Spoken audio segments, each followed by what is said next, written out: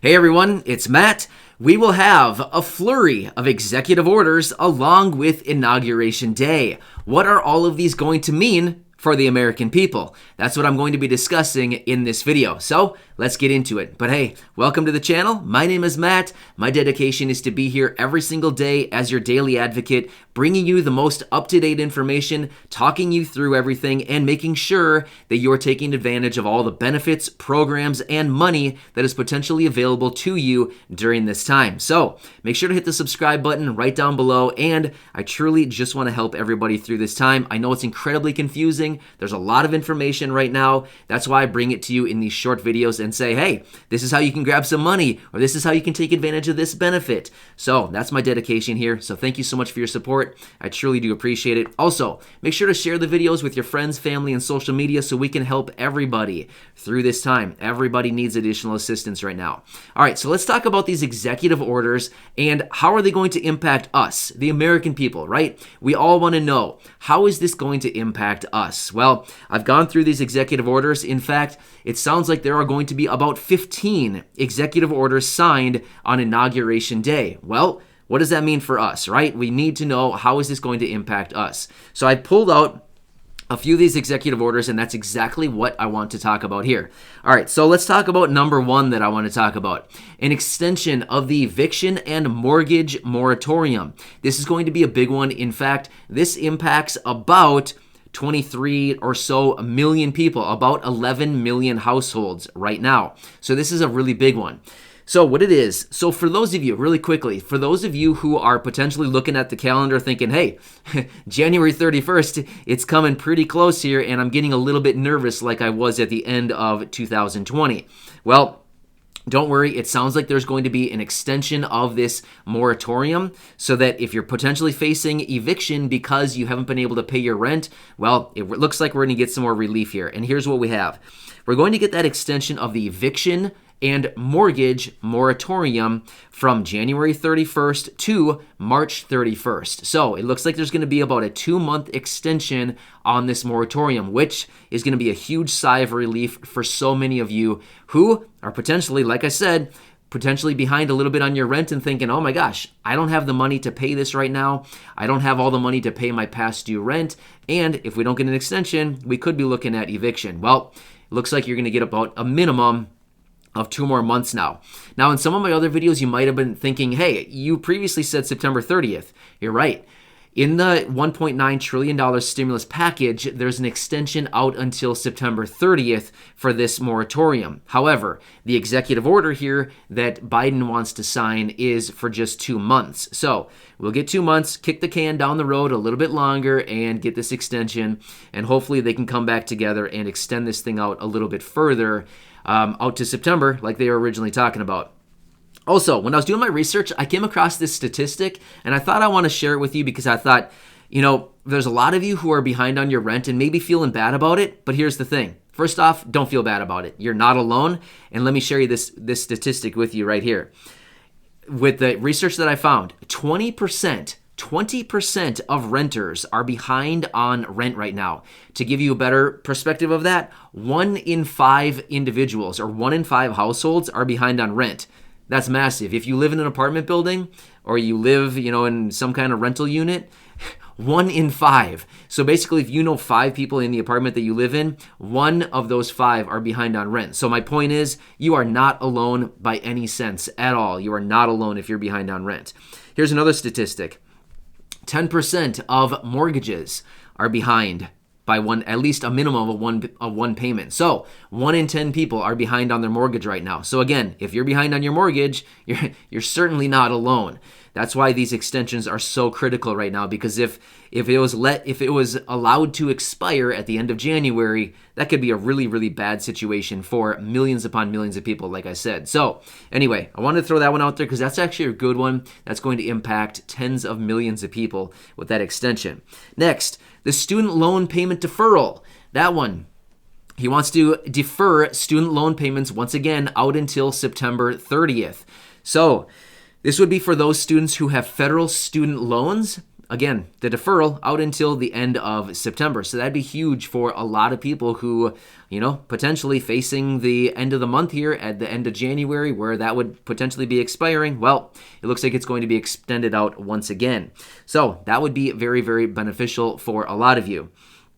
At the same time, there's going to be extension, or not extensions, but he wants to sign executive orders to once again rejoin WHO, which is the World Health Organization. He wants to lift the travel ban, as well as, well, let's be realistic. Like I said, there's about 15 executive orders, but I'm just pulling out a few of them. And then seizing of construction of the border wall. Now, again, there's going to be so many others within here, executive orders, but I wanted to pull out just a few that kind of really impact the people here. Now, another thing too, you're probably thinking, what about the stimulus package, right? You didn't say anything about the stimulus package. I think you made a mistake. I think you forgot to mention the stimulus package and those stimulus checks that have been promised to us. Whatever happened to those? Well, yeah, guess what? There's no executive order on that. There can't be an executive order. This is something that Congress needs to approve as far as this stimulus package, this $1.9 trillion stimulus package. That's not something that can be approved through executive order.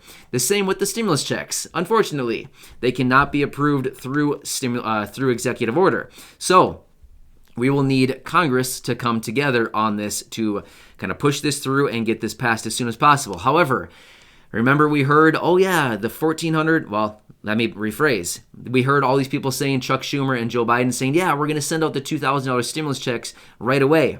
Well, I guess when we heard right away, I guess my first impression was like, great, we're going to see these things on day one. Well, unfortunately, that's just simply not going to happen.